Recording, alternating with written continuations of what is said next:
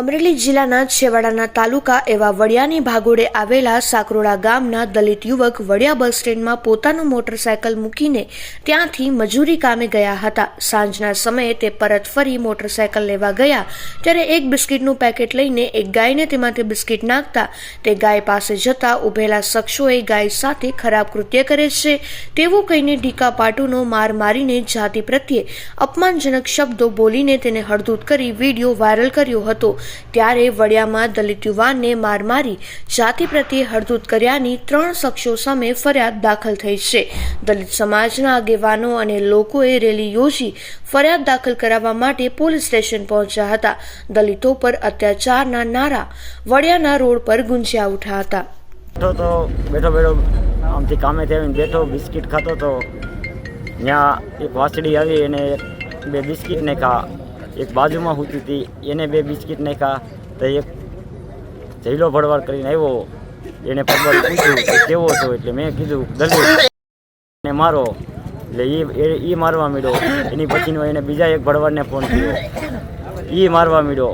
પછી રાજ સ્ટુડિયાવાળા ભાઈ આવ્યા એ હોતે મારવા લાગ્યા અને પછી મારો વિડીયો ઉતારીને વાયરસ કર્યો.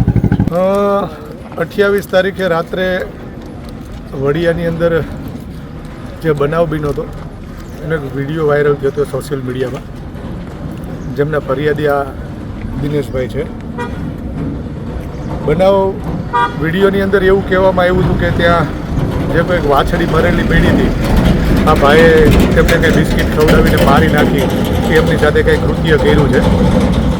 એમાં જે કોઈ 2-3 આરોપીઓ હતા જે તે સમાજના એણે ભાઈની સાથે હાથ ચાલાકી કરી હતી અને માર્યા હતા અને ખોટા આક્ષેપો કરી અને વિડીયો વાયરલ કર્યો હતો. જે અનુસંધાને વડિયા પોલીસ સ્ટેશનની અંદર ફરિયાદ દાખલ કરવા માટે દિનેશભાઈ અને એ લોકો આવ્યા હતા, પણ કોઈ કારણોસર ફરિયાદ દાખલ કરવામાં અડચણો થતી હતી. જેના અનુસંધાને કાલે મેં એસપી સાહેબ સાથે પણ વાત કરી હતી. અમે એસપી કચેરી ગયા હતા, પણ રવિવાર હોય અને સાહેબ બહાર હતા એટલે મળ્યા નહોતા.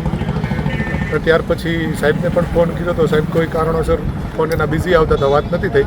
એટલે એક વિડીયો બનાવ્યો હતો અને સમાજને અહીંયા બોલાવ્યો હતો કે ભાઈ અવારનવાર દલિત સમાજના લોકો ઉપર આવા અત્યાચારો થાય છે, જેના અનુસંધાને આપણે આ ફરિયાદ દાખલ કરવાની છે ને અહીંયા આવવાનું છે. એટલે બહોળી સંખ્યામાં દલિત સમાજના ભાઈઓ બહેનો હાજર રહેતા અને અત્યારે વડિયા પોલીસ સ્ટેશનની અંદર આ બાબતે અમે ફરિયાદ દાખલ કરાવી છે.